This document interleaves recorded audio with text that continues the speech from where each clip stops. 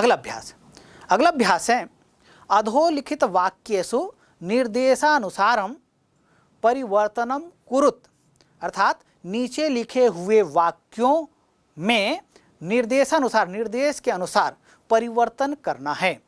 अर्थात वाक्य भी दिए हुए हैं और साथ साथ अलग अलग वाक्यों के लिए अलग अलग निर्देश भी दिए गए हैं। तो जैसा निर्देश है उसके अनुसार हमें इन वाक्यों को क्या करना है, परिवर्तन करना है।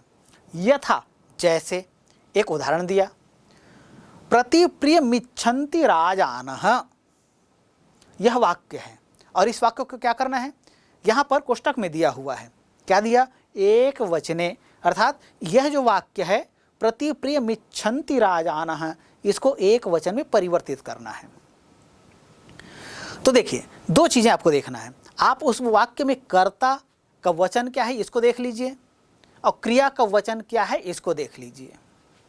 साथ साथ उसके पुरुष को भी आपको देखना है, कभी कभी पुरुष को भी बदलने के लिए कहा जाता है। हो सकता है अभी अभ्यास जो हम देख रहे हैं इसमें कहीं पर हमें पुरुष को भी बदलने के लिए कहा जा सकता है। तो यहां हम देखते हैं राजानः शब्द देखते हैं, तो राजा, राजानौ, राजानः, तो राजानः यह क्या है, बहुवचन का रूप है। इसी तरह से क्रिया रूप जो दिख रहा है प्रतिप्रियमिच्छन्ति, इसमें जो छुपा हुआ दिख रहा है, मिला हुआ रूप है इच्छन्ति, इच्छ धातु है, इच्छति, इच्छता, इच्छन्ति, इस तरह से इसका रूप बनता है। तो इच्छन्ति ये जो क्रियापद है यह भी बहुवचन का है। तो वाक्य को जब हम एक वचन में करेंगे तो कर्ता बहुवचन है उसको एक वचन में करेंगे, क्रिया बहुवचन में है उसको भी हमें एक वचन में करना होगा। तो ऐसा कर दीजिए, तो इस तरह से यह वाक्य जो है पूरा पूरा जो बहुवचन में है वो एक वचन में परिवर्तित हो जाएगा। आइए करते हैं। प्रतिप्रियमिच्छन्ति राजानः, यह वाक्य है, एक वचन में बदलेंगे तब क्या होगा, प्रतिप्रियमिच्छति राजा, हो गया। चलिए इसी तरह से अब जो वाक्य दिए जा रहे हैं साथ ही निर्देश भी कोष्टक में दिए गए हैं, उसके अनुसार से उन वाक्यों को हमें परिवर्तित करना होगा। वाक्य है क, सह प्रकृतेः शोभां पश्यति, इस वाक्य को बहुवचन में बदलना है। तो सह यह जो कर्ता पद है और यह एक वचन का है, तो इसको क्या करना पड़ेगा, हमें बहुवचन में बदलना होगा। तो सह, तौ, ते, इसके लिए आपको शब्द रूप जो होते हैं वो याद करना होगा, जानना होगा। तो आप सभी जानते हैं, तो सह तद का रूप है, पुल्लिंग प्रथम विभक्ति, एक वचन का रूप है सह, इसका तात्पर्य होता है वह। तो सह प्रथम विभक्ति एक वचन, तौ द्विवचन और ते बहुवचन, तो सह का बहुवचन क्या हो जाएगा, ते। इसी तरह से पश्यति दृश्य धातु है, लट लकार प्रथम पुरुष एक वचन का यह रूप है। जब हम वाक्य को बहुवचन में बदलेंगे तो क्रिया का रूप जो है वो भी बहुवचन में होगा। तो दृश्य धातु लट लकार प्रथम पुरुष में रूप बनता है पश्यति, पश्यतः, पश्यन्ति। तो सह का बहुवचन हो गया ते और पश्यति का बहुवचन हो गया पश्यन्ति। इस तरह से इनका योग कर दीजिए, कर्ता को बहुवचन में बदल दीजिए और क्रिया को बहुवचन में बदल दीजिए और वाक्य को फिर लिख दीजिए। तो ते प्रकृतेः शोभां पश्यन्ति, ये हो गया बहुवचन। तो इसी तरह से जो भी निर्देश दिए जाएंगे उसके अनुसार हम विभिन्न वाक्यों को परिवर्तित करते जाएंगे। आगे बढ़ते हैं। ख, अहम न जानामि, यह वाक्य है और इस वाक्य को हमको परिवर्तित करना है किसमें, मध्यम पुरुषैक वचने, मध्यम पुरुष एक वचन में इस वाक्य को बदलना है। तो अहम यह जो इस वाक्य का कर्ता पद है यह उत्तम पुरुष एक वचन का है। उत्तम पुरुष एक वचन का कर्ता पद होने के कारण से जो क्रियापद है वो भी उत्तम पुरुष एक वचन का क्रियापद यहाँ प्रयुक्त हुआ है। तो मध्यम पुरुष एक वचन का कर्ता पद हम जब लाएंगे तो क्या होगा, वो होता है त्वम। त्वम अहम न जानामि, तो मध्यम पुरुष एक वचन में हमको बदलना है। तो मध्यम पुरुष में क्या हो जाएगा, मध्यम पुरुष में त्वम न जानामि, जानामि उत्तम पुरुष का है, इसको हमको क्या करना है, मध्यम पुरुष एक वचन की क्रिया का प्रयोग करना है। तो जानासि, त्वम न जानासि, ऐसा कर दीजिए। तो ये हो गया, इसका रूप बदल गया, मध्यम पुरुष एक वचन का यह वाक्य बन गया। चलिए अगला वाक्य है ग। त्वम कस्य गृहजनम स्वगृहे रक्षसि। पाठ में आया है वाक्य उत्तम पुरुष एक वचने, उत्तम पुरुष एक वचन में इस वाक्य को बदलना है। तो त्वम यह मध्यम पुरुष का कर्ता पद है, इसको उत्तम पुरुष एक वचन में बदलना है तो त्वम को क्या करना पड़ेगा, अहम करना पड़ेगा। तो अहम कस्य गृहजनम स्वगृहे। अब रक्षसी जो लिखा है इसको क्या करना है आपको, इसको उत्तम पुरुष एक वचन का क्रियापद बनाना है। तो क्या हो जाएगा, रक्षामि। अहम कस्य गृहजनम स्वगृहे रक्षामि। तो ऐसा कर दीजिए, तो ये हो गया क्या, उत्तम पुरुष एक वचन में यह वाक्य परिवर्तित हो गया। अहम न जानामि, इसको मध्यम पुरुष एक वचने, मध्यम पुरुष एक वचन में बदलना है तो इसको क्या करना पड़ेगा हमें, अहम को मध्यम पुरुष एक वचन का कर्ता पद त्वम का प्रयोग करना होगा। न जानामि, जानामि को क्या करेंगे, जानसी, तो त्वम न जानसी ऐसा करेंगे। तो इस तरह से अहम न जानामि यह वाक्य जो है मध्यम पुरुष एक वचन में परिवर्तित हो जाएगा। रूप बनेगा त्वम न जानसी। घ। वाक्य है कह इदम दुष्करम कुर्यात। इस वाक्य को प्रथम पुरुष बहुवचन में परिवर्तित करना है। देखिए इस वाक्य को बहुवचन में बदलने के लिए क्या करना पड़ेगा, प्रथम पुरुष में, तो यहां पर पुरुष वाचक शब्द दिया है क्या, चंदन दासम कहते हैं, तो यह कर्ता पद नहीं है, कर्ता पद यहां विलुप्त है। तो ऐसी स्थिति में वाक्य को जब हम प्रथम पुरुष एक वचन में बदलना है और कर्ता पद विलुप्त है, तब की स्थिति में क्रियापद को हम देखेंगे। क्रियापद से यह निर्धारित होगा कि यह वाक्य कौन से पुरुष और कौन से वचन का है। तो यहाँ क्रियापद है इच्छामि, तो मी का प्रयोग आमी आवाह आमा आप पढ़ते हैं जानते हैं, लट लकार उत्तम पुरुष में इसका प्रयोग होता है, एक वचन का यह रूप है। अब इसको क्या करना है, प्रथम पुरुष एक वचन में बदलना है। तो चूंकि कर्ता पद विलुप्त है तो कर्ता पद को विलुप्त रहने दीजिए, उसको छेड़ने की आवश्यकता नहीं है। तो चंदन दासम द्रष्टुम, अभी इच्छामि जो लिखा है जो उत्तम पुरुष एक वचन का है, इसी को आपको क्या करना है, प्रथम पुरुष एक वचन का रूप बनाना है। तो इच्छामि का रूप क्या हो जाएगा, प्रथम पुरुष एक वचन में इच्छति, तो चंदन दासम द्रष्टुमिच्छति ऐसा कर दीजिए, हो गया। च राजपुरुषाः देशांतरम व्रजन्ति। इस वाक्य को प्रथम पुरुष एक वचने, प्रथम पुरुष एक वचन में परिवर्तित करना है। व्रजंत यह क्रियापद है और इसी तरह से राजपुरुषाः देख रहे हैं, तो राजपुरुषाः भी क्या है, बहुवचन का पद है। राजपुरुषः, राजपुरुषौ, राजपुरुषाः तो बहुवचन का रूप है। इसको क्या करना है, प्रथम पुरुष में ही रखना है। तो राजपुरुष यह प्रथम पुरुष का तो शब्द है लेकिन बहुवचन का, इसको एक वचन में करना है। तो क्या हो जाएगा, राजपुरुषः देशांतरम। अब व्रजन्ति यह क्रियापद है जो बहुवचन में है, इसको क्या करना है, एक वचन में लेना है। तो रूप क्या हो जाएगा, व्रजति। तो राजपुरुषः देशांतरम व्रजति ऐसा कर दीजिए। तो ये क्या हो जाएगा, वाक्य जो है राजपुरुषाः देशांतरम व्रजन्ति जो है प्रथम पुरुष एक वचन में परिवर्तित हो जाएगा। रूप बनेगा राजपुरुषः देशांतरम व्रजति। तो इस तरह से तरह तरह के प्रश्न परीक्षा में पूछे जाते हैं और पाठ से संबंधित विभिन्न परीक्षाओं में रिक्त स्थान से संबंधित भी कुछ प्रश्न पूछे जाते हैं। कभी कभी रिक्त स्थान में वाले प्रश्नों में वाक्य में कहीं पर का भी कोई भी शब्द विलुप्त कर दिया जाता है और उसको हमको लिखना होता है।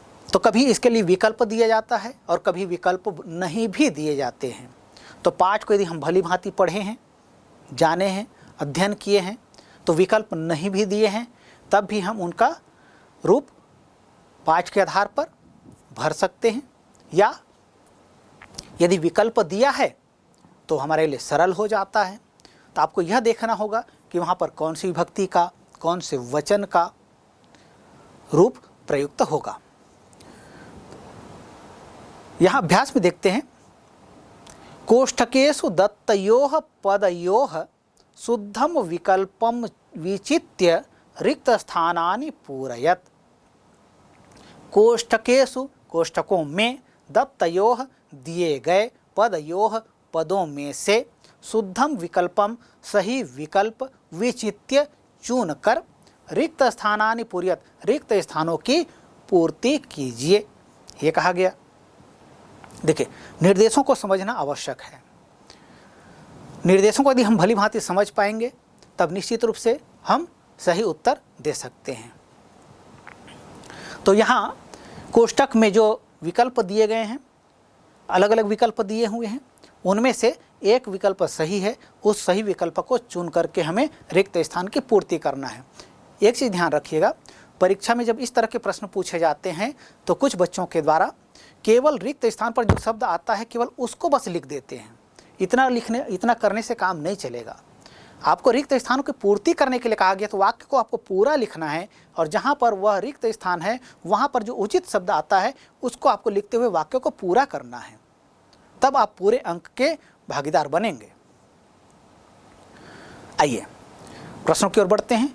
क, रिक्त स्थान विना इदम दुष्करम कह कुर्यात्।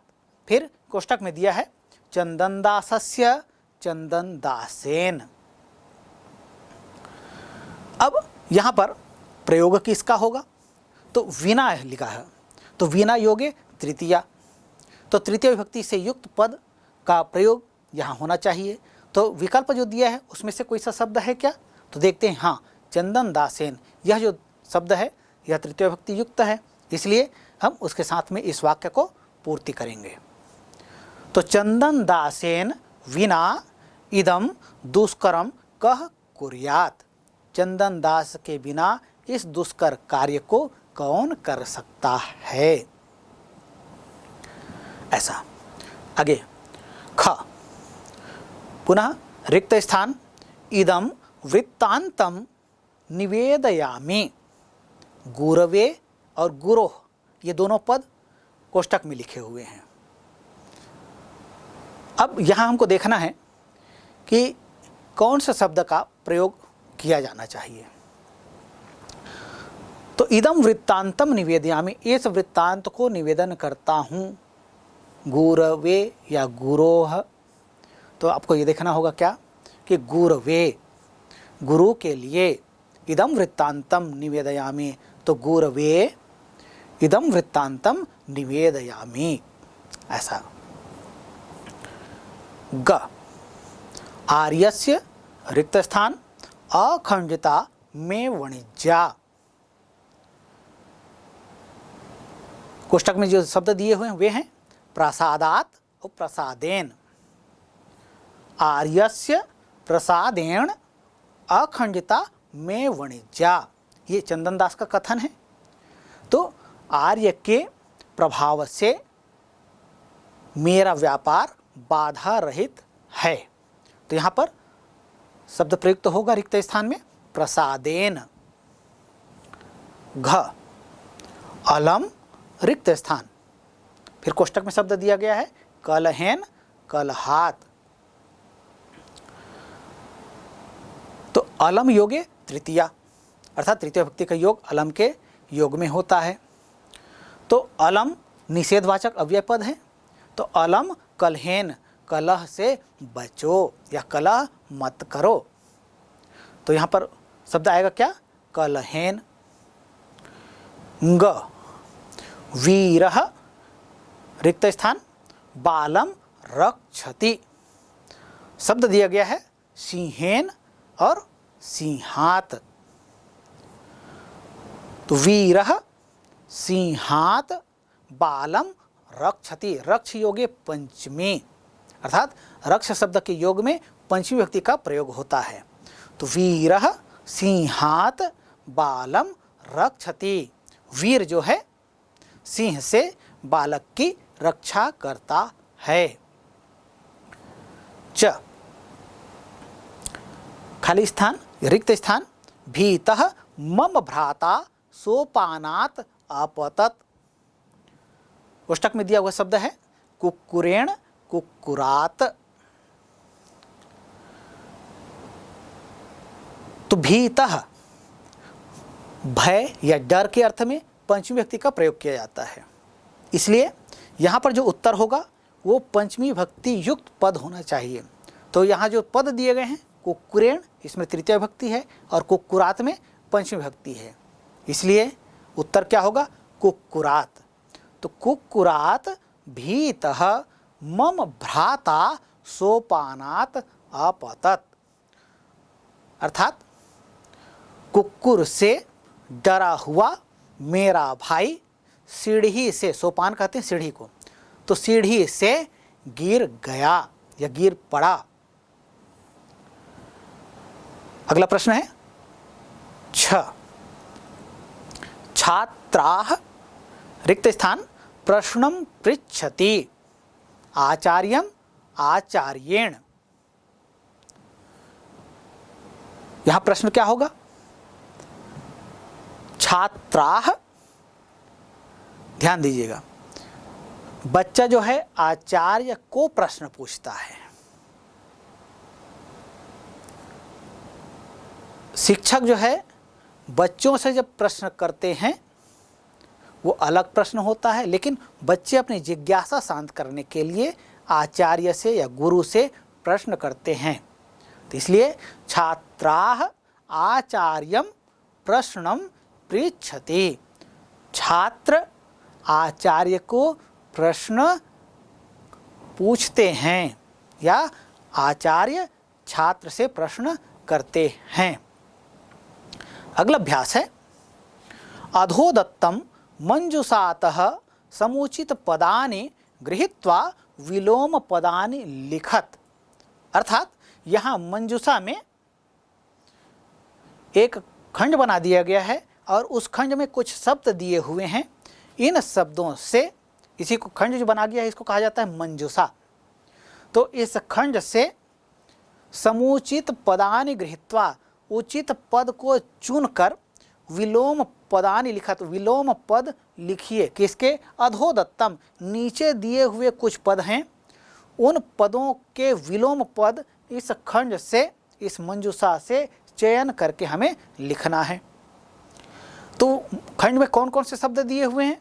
वे शब्द हैं आदरः, असत्यम, गुणः, पश्चात, तदानीम और तत्र। इन शब्दों में से उचित पद, उचित विलोम पद का चयन करके हमें दिए हुए शब्द के सामने लिखना है। तो वे शब्द हैं क, अनादरः। तो आपको यह देखना है कि अनादरः, इसका विलोम पद जो मंजुषा में दिया गया है उसमें से कोई शब्द है क्या? तो अनादर कैसे बनता है? अनादर का विलोम आदर या आदर का विलोम अनादर। तो ऐसा कोई शब्द है क्या? हाँ है, तो लिख दीजिए अनादरः का विलोम पद क्या है? आदरः। दोषः, दोषा का विलोम पद क्या है? दोष, गुण और दोष कहते हैं। तो दोष का विलोम गुण या गुण का विलोम दोष। तो दोषः जो कहा गया है इसका विलोम पद गुणः, ये मंजुषा में दिया है क्या? हाँ, तो वहाँ से चयन करके लिखिए। तो दोषः गुणः। पूर्वम, पूर्वम का मतलब होता है पहले। तो पहले का विलोम क्या होगा? बाद में। तो बाद में अर्थ में कोई शब्द यहाँ प्रयुक्त हुआ है क्या? देखिए, जो मंजुषा में शब्द दिए गए हैं आदरः, असत्यम, गुणः, पश्चात, तदानीम और तत्र, इनमें से आदरः और गुणः का चयन हमने कर लिया है। एक शब्द का चयन पुनः हम नहीं करेंगे और करना भी नहीं है आपको। तो पूर्वम का अर्थ होता है पहले। अब इसका विलोम पद होता है हिंदी में बाद में, तो इसके अर्थ में संस्कृत में प्रयुक्त शब्द है पश्चात। मंजूषा में दिया हुआ है तो लिख दीजिए पूर्वम पश्चात। फिर सत्यम, सत्यम का विलोम, सत्य का विलोम क्या होता है? असत्य, बिल्कुल सही। हाँ, तो सत्यम का विलोम क्या हो जाएगा? असत्यम। मंजूषा में दिया है क्या? हाँ दिया है, तो सत्यम के सामने लिख दीजिए सत्यम असत्यम। इदानीम, इदानीम मतलब होता है इस समय, तदानीम मतलब होता है उस समय या तब, तो इदानीम का विलोम तदानीम। अत्र मतलब होता है यहाँ, और तत्र का मतलब होता है वहाँ, तो इस तरह से अत्र के आगे लिख दीजिए तत्र। तो इस तरह से देखिए, आदरः अनादरः, आदरः दोषः गुणः, पूर्वम पश्चात, सत्यम असत्यम, इदानीम तदानीम, अत्र तत्र। इस तरह से पाठ के आधार पर जो विभिन्न अभ्यास प्रश्न दिए गए हैं इनको हमने हल किया। अब आगे देखते हैं, उदाहरणम अनुसृत्य अधोलिखितानि पदानि प्रयुज्य पंचवाक्यानि रचयत। उदाहरण के अनुसार नीचे लिखे हुए पदों को प्रयुक्त कर 5 वाक्यों की रचना कीजिए। तो विभिन्न वाक्य दिए हैं, जैसे एक शब्द दिया, वाक्यों में प्रयोग करने के लिए विभिन्न परीक्षाओं में प्रश्न पूछे जाते हैं। आवश्यक नहीं कि वे अव्यय पद ही हों, कोई भी पद दिया जा सकता है, उसको आपको वाक्य में प्रयोग करने के लिए कहा जा सकता है। यथा, जैसे एक शब्द दिया है निष्क्रम्य। निष्क्रम्य का मतलब होता है निकल कर, तो इसका हमको क्या करना है? वाक्य में प्रयोग करना है। उदाहरण दिया है, शिक्षिका पुस्तकालयात निष्क्रम्य कक्षाम प्रविशति। शिक्षिका पुस्तकालय से निकलकर कक्षा में प्रवेश करती है। तो इस तरह से यहाँ पर निष्क्रम्य का प्रयोग वाक्य में किया गया। तो इसी तरह से यहाँ जो अलग अलग वाक्य दिए हुए हैं इनका हमको क्या करना है? वाक्यों में प्रयोग करना है। शब्द दिए हैं क उपसृत्य। उपसृत्य का मतलब होता है पास में जाकर या समीप में जाकर, तो उपसृत्य। अब इसका वाक्य में प्रयोग करना है, तो छात्रः शिक्षकम उपसृत्य पृच्छति। छात्र शिक्षक के पास जाकर पूछता है। प्रविश्य, प्रविश्य का मतलब होता है प्रवेश करके। बालकः प्रविश्य वदति। बालक प्रवेश करके, या कहें बालकः गृहं प्रविश्य वदति। बालक घर में आकर पूछता है। द्रष्टुम, द्रष्टुम का तात्पर्य होता है देखने के लिए या देखने योग्य। तो देखिए, देखने के लिए क्या क्या चीज़ें हैं, तो उन पर आधारित आप एक वाक्य का प्रयोग कर सकते हैं। अहम पर्वतम द्रष्टुम इच्छामि। मैं पर्वत देखने की इच्छा करता हूँ। इदानीम, इदानीम का मतलब होता है इस समय। इदानीम शरत्कालः अस्ति। इस समय शरत्काल चल रहा है, अर्थात इस समय शरद ऋतु चल रही है। अत्र, अत्र का मतलब होता है यहाँ, यह अव्यय पद है। अत्र अध्यापनम भवति। यहाँ अध्यापन हो रहा है। तो इस तरह से जो विभिन्न वाक्य दिए हैं उनका हमने वाक्यों में प्रयोग किया, और इसी तरह से और अन्य वाक्य दिए जाएंगे, शब्द दिए जा सकते हैं, उनका विभिन्न वाक्यों में प्रयोग करने के लिए कहा जा सकता है।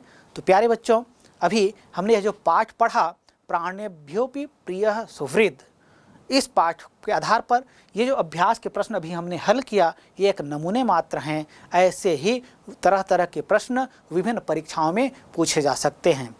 हमने चूँकि पाठ का भली भांति अध्ययन किया है, इसलिए चाहे प्रश्न अभ्यास पर आधारित आएँ या पाठ से संबंधित कोई प्रश्न पूछा जाए, उसके लिए हम सभी तैयार हैं, क्योंकि पाठ का अध्ययन हमने सम्यक रूप से किया है।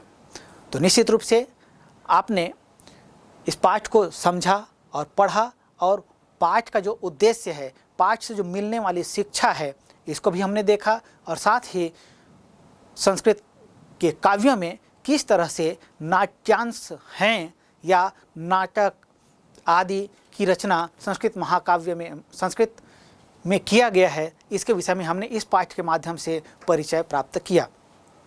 तो निश्चित रूप से इसके माध्यम से हम संस्कृत भाषा और साहित्य पर अपनी समझ विकसित करने में समर्थ हुए हैं। चलिए, अंत में सर्वेभ्यो नमो नमः।